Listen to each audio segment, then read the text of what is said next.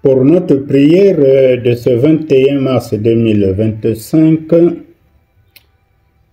nous allons prier le psaume 105. Quel titre donner à ce psaume? Se souvenir des commencements de l'histoire sainte. Se souvenir des commencements de l'histoire sainte. Ici, le psalmiste invite Israël et nous aujourd'hui à chanter l'histoire sainte d'Abraham à Moïse. Tous les événements de cette histoire étaient prophétiques. Autrement dit, ils annonçaient les bénédictions spirituelles que nous recevons aujourd'hui, c'est-à-dire les grâces divines. Alors, pour mieux structurer notre méditation, nous allons donc diviser ce psaume en 5 strophes. La première strophe, louer le Seigneur parmi les peuples, les versets 1 à 6. Il s'agit de proclamer le nom de Dieu parmi les peuples. En d'autres termes, il s'agit de publier les œuvres, les merveilles et les jugements accomplis par Dieu au milieu des nations. La deuxième strophe, les versets 7 à 15, c'est un rappel de l'alliance avec les patriarches. L'alliance que Dieu a conclue avec les patriarches Abraham, Isaac et Jacob, et bien sûr leur descendance, contenait la promesse de prendre possession du pays de Canaan, tout en le protégeant de l'oppression des nations. Troisième strophe, c'est l'histoire d'Israël en Égypte, les versets 16 à 26. En ligne de mire de l'histoire d'Israël, l'histoire de Joseph.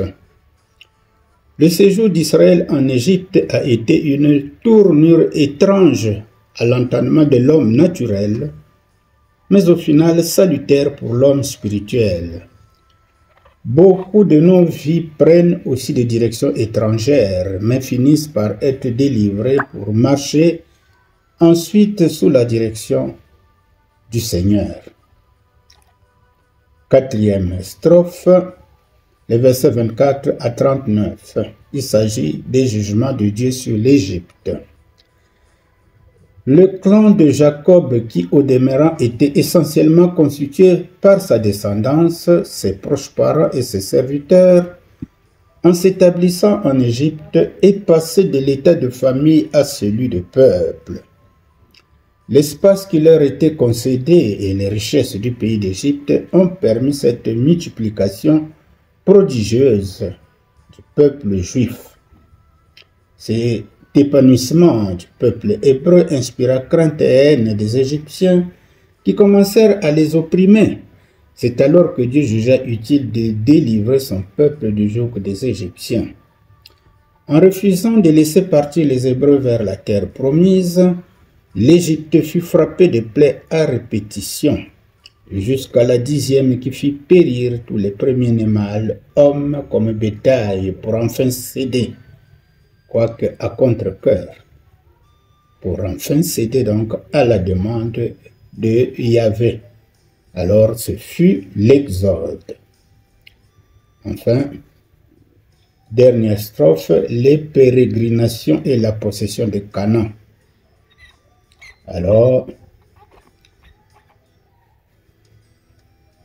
ces pérégrinations-là sont un rappel sur la sortie d'Égypte et la conquête de Canaan. Dans ce verset, le psalmiste résume la sortie d'Égypte. En les sortant et en les installant en Canaan, Dieu dirigeait toutes choses, les protégeait et les approvisionnait. Dieu les protégeait de l'ardeur du soleil par la colonne de nuée comme parasol et la colonne de feu pour éclairer la nuit. L'approvisionnement en besoins matériels et physiologiques se faisait par la mise à disposition d'une nourriture venue du ciel appelée manne, de l'eau sortie du rocher qui remplissait les lieux arides et les terres à cultiver. Alors tous ces prodiges venaient de la main puissante de Dieu. Cette résultante est la promesse de Dieu faite à Abraham en Genèse 15, verset 14, et ensuite à Moïse en Exode 2, verset 24 à 25. Alors finalement, quand nous avons fait le tour d'horizon de ce psaume, le psaume 105, quelle pensée il nous inspire? Eh bien, Dieu n'est pas étranger aux épreuves que nous traversons. C'est là, entre autres moyens, de tester notre foi en lui. Louons Dieu dans ces moments de challenge et rappelons-nous ce qu'il a déjà fait pour nous et renouvelons notre confiance en sa toute puissance. Dans nos prières d'action de grâce, il sied de nous rappeler notre parcours d'enfant de Dieu, souvent tortueux. Il nous faut parfois prendre un moment de prière pour nous humilier devant Dieu, qui ne cesse de nous offrir gracieusement son pardon et son salut. Disons Amen.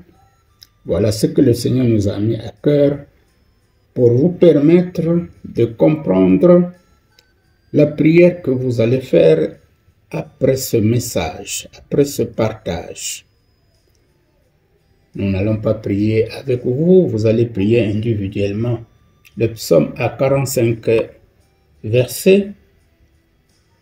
Pour la première fois, nous vous laissons prier. Si vous avez bien compris le message, vous pouvez prier avec vos propres paroles pour que la prière soit plus profonde et plus intime. Nous vous encourageons à apprendre à prier pour ceux qui ne le savent pas. La prière, ce n'est pas toujours avoir de belles phrases à prononcer devant Dieu. Ce n'est pas ça que Dieu regarde, mais c'est votre cœur qui est en communion avec lui. Votre humilité, votre intégralité. Et si vous êtes dans la vérité avec le Seigneur, eh bien, vous verrez que vous serez élevé dans vos prières et même dans votre marche d'enfant de Dieu. Que Dieu vous bénisse.